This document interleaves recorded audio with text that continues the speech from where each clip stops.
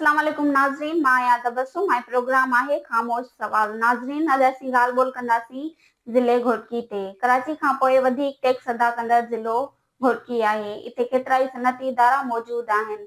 हितां जे सनअती इदारनि जो अवाम खे को बि रिलीफ न आहे। न की हिते रोड रस्ता सही आहिनि, न की हस्पतालनि में कोई सहूलतूं आहिनि।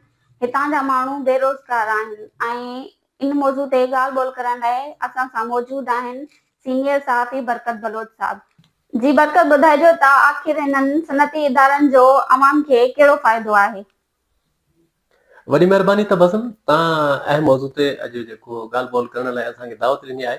ख़ासि तौर ते ज़िले घोटकी जे हवाले सां जीअं तव्हां इंट्रो में चयो त हीउ कराची खां पोइ वधीक रेवेन्यू ॾींदड़ ऐं अहम ज़िलो आहे। हिते सनअती इदारा आहिनि। यकीनन बिल्कुलु हिते खाद भाण जूं फैक्ट्रियूं आहिनि, शुगर मिलूं आहिनि ऐं उन खां अलावा एनर्जी पैदा कंदड़ हिते कारखाना आहिनि।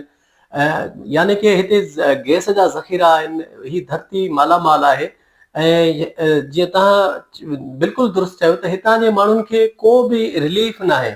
उनजी वजह इहा आहे त ज़िले घोटकी में 37 हिकिड़ी किताब में मूं पढ़ियो हिकु जॻह ते त 37 क़बीलनि जा सरदार मौजूदु आहिनि ऐं उन्हनि 37 ज़िलनि जे सरदारनि वटि हिन ज़िले घोटकी जूं वाॻूं आहिनि। हाणे उहे जेके वाॻूं आहिनि त उन्हनि वाॻुनि खे हथ में खणी ही बि वाॻूं थी आहिनि। हाणे थियो ईअं आहे त जेकी हितां जी इंडस्ट्री आहे उन इंडस्ट्री में जेके CSR फंड्स आहिनि उहे फंड्स सभई सिधी रीति गवर्नमेंट ॾे वञनि था ऐं उन खां पोइ उन्हनि जी जेके विर्छ आहे सा फिरे गिरी उन्हनि वॾेरनि वटि अचे थी ऐं वॾेरा छा था कनि, उन इक़्तिदार में बि उहे आहिनि। कानून साज़ असेंबली जेका कानून जिते ठहे थो उते हिकु उतां जो वॾेरो चूंडिजी कानून पास करे थो, कानून ठाहे थो। हाणे कानून जी जेका बुनियादी तौर ते जेका कानून आहे उहो पास ई वॾेरा था कनि, असेंबली में बि वॾेरा आहिनि ऐं उन जेके फंड्स वञनि था उहे बि उन ॾे वञनि था। त उन खां पोइ उहे पंहिंजी मर्ज़ी ते फंड्स खुर्द बुर्द थियनि था। उनजी का बि ऑडिट नथी थिए। सनअती इदारा अरबे रुपया चवनि था असां ॾियूं था CSR फंड जी मद में, पर आवाम खे त उहे सिधी रीति इन करे नथा मिलनि छो त उहे वञनि वॾेरनि ॾांहुं था। उहे किरोड़े रुपया लखे रुपया इलेक्शन ते ख़र्च कनि था।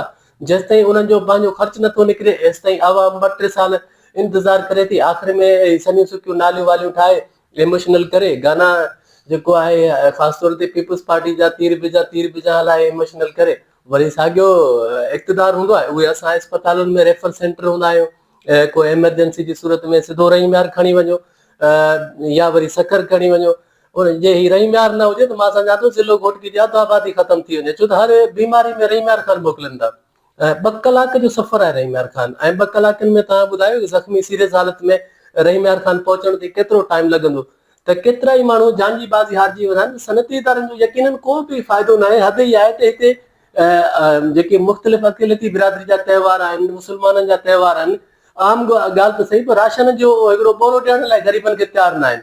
उन्हनि खे कॾहिं तव्हां ॾिठो हूंदो त अॼु ताईं तव्हां ॿुधायो त एंग्रो में उन्हनि ऐलान कयो हुजे माफ़ कजो त जेकी घोटकी ज़िले जूं बेवा औरतूं आहिनि, यतीम आहिनि, भवन एंग्रो मां जेको आहे 1000 बोरो तक़सीम कयो आहे रमज़ान में ग़रीबनि जे लाइ, या कंहिं बोर्ड में FFC कयो हुजे या कंहिं ॿिए कयो हुजे, कुझु बि न आहे। बसि हिते जेके हिन जा कर्ता धर्ता आहिनि उहे साॻिया आहिनि जेके असांजा चूंडियल नुमाइंदा आहिनि। इन्हनि जी मौजूदगी में कुझु बि नथो थी सघे ऐं असांजो हितां जी जेका सूरत हाल आहे कॾहिं बि तब्दील न थींदी, छो त असां यर्गमाल आहियूं। भली असांजो इदारो हुजे, सनअती इदारो हुजे, ठेकेदारी निज़ाम बि हिन में राइज आहे।